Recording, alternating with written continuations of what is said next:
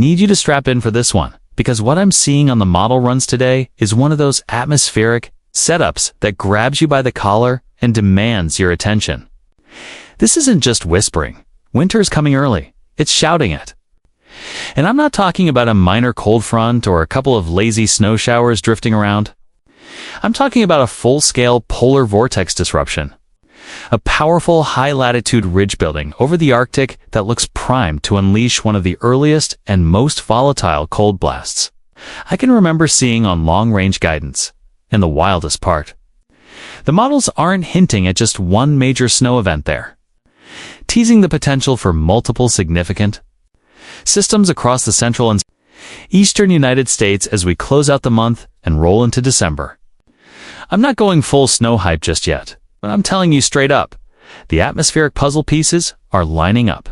Before I drag you into the chaos of what's developing ahead, let me frame what's happening right now, because the pattern is already unstable. As I'm speaking, I'm staring at 3 separate storm zones active across the nation. First, Southern California is dealing with a rare configuration. It's heavy rain pounding terrain that simply isn't designed to absorb moisture. That desert soil turns into a mud-slicked mess instantly, and we're already seeing flash flood alerts lighting up down there. It's one of those situations where the radar doesn't look insane, but the impacts absolutely will be. Then I glance over at northeastern Montana into the Dakota's cold rain and wet snow mixing in. Nothing blockbuster yet. But when we start seeing wintry mix this early in November, you've got to watch the pattern carefully. Weather doesn't just spit out snow at random. It's always a symptom of something larger brewing upstream. And speaking of upstream wow. Eastern Canada and the Great Lakes are already stacking legitimate snowfall. Light accumulations over the Adirondacks, heavier totals deep into Quebec. And yes, the Green Mountains and the Berkshires are already catching flakes. Not a historic blizzard, but the atmosphere is loading the gun. It hasn't pulled the trigger yet, by the way. If you want a forecast for your specific city or region, drop it in the comments aisle, reply to each one as time allows. And if you could like the video and subscribe, it would mean a ton to me. Now, let's keep going. Let's zoom out and talk big picture, because this is where things go full weather nerd electricity. The first half of November has been split warm west, cooler east. Some of you in the Ohio Valley and Appalachians have already felt that early season bite. But now the focus shifts from what has happened to what's about to ignite.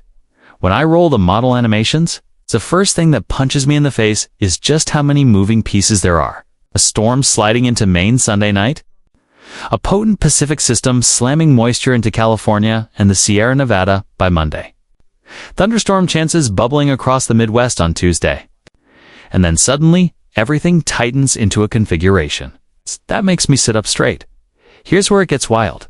By Thursday, the 20th, a low-pressure system drops into New Mexico and Colorado.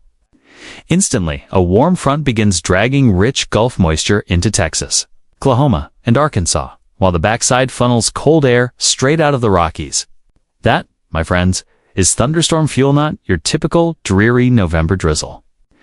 This setup screams, don't forget we can still throw severe weather at you in November. Yes, I'm absolutely expecting severe thunderstorms, maybe even a few strong ones. But that isn't even the headline, because while all that is exploding across the South, the far northern atmosphere is about to fracture. The Arctic is warming rapidly, and I don't mean surface temperatures. I'm talking about deep stratospheric warming, the exact phenomenon that weakens, splits, and occasionally obliterates the polar vortex.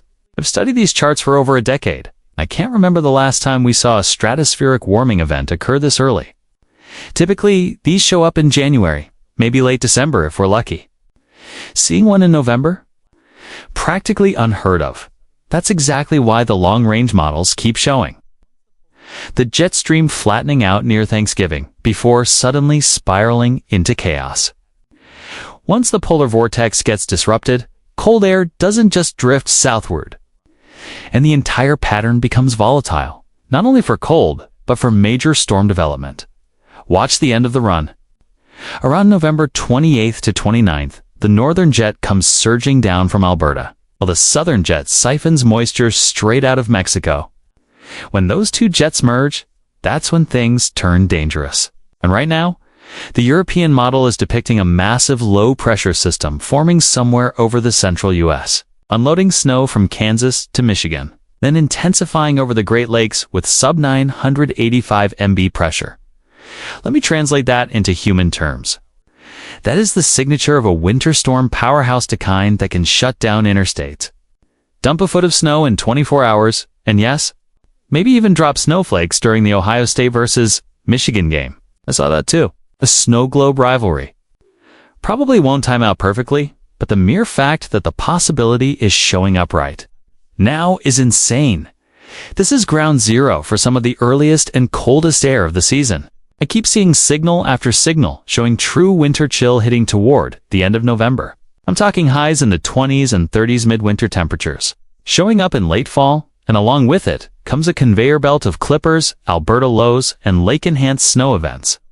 Cities like Minneapolis, Milwaukee, Chicago, and Detroit might see their first 1 to 4 inches of snowfall before your Thanksgiving leftovers even go bad by late December.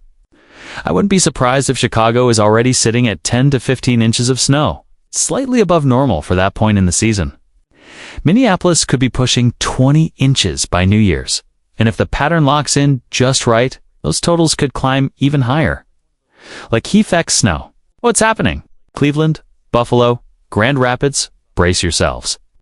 This feels like one of those winters where we could see multiple 12-inch lake effect events stacking up. I'm putting Buffalo in the 80 to 100-inch range for the season, slightly above the long-term average. And yes, multi-foot snow walls could absolutely happen again. Now here's where things turn dramatic. You've got Arctic air pouring out of Canada and multiple storm tracks converging. Southern systems hauling Gulf moisture. Northern systems dragging polar air and when those collide over the Northeast. That's how you generate blockbuster nor'easters. Right now, I'm projecting New York City 30 to 40 inches this winter. Not record-breaking, but solidly above normal. Boston 45 to 55 inches easily. Now, wouldn't blink if a single storm drops a foot or more. Philadelphia and Baltimore, more mixed. But still in the running for several 6 to 10 inch storms. Worcester, Albany, Burlington. Totals pushing towards 70 inches right in line with that legendary 2013. Winter. Now here's what gets interesting. We're not looking at a deep south snow apocalypse. I'm seeing clear signs of colder than normal air making frequent dives southward. That opens the door for 1 or 2 legit southern snow events. Atlanta. Absolutely capable of a 1, 2, 3 inch snowfall this year, maybe even 4 to 6 inches. If Gulf moisture aligns. Birmingham. Same story, Jackson. Mississippi, flurries. Yes, at least once. Dallas-Fort Worth, a tricky one. I'm calling for 1 to 2 snow or ice events. This could be ice pellets. Could be cold rain, but North Texas ending the season with 2 to 4 inches total is very possible once mid-December hits. This entire region becomes a cold air highway, one blast after another. Cities like Fargo and Bismarck may not climb above freezing for a week at a time. Snowfall totals won't be flashy by East Coast standards, but they'll quietly stack up. Fargo, 45 to 55 inches, Sioux Falls. 35 to 45 inches, Omaha. 25 to 30 inches slightly above normal now. For the skiers and snowboarders, this is your season. The Colorado Front Range and Utah's Wasatch are going to get buried. Storm signal after storm signal is rolling through the Rockies. Thank you guys. See you next video.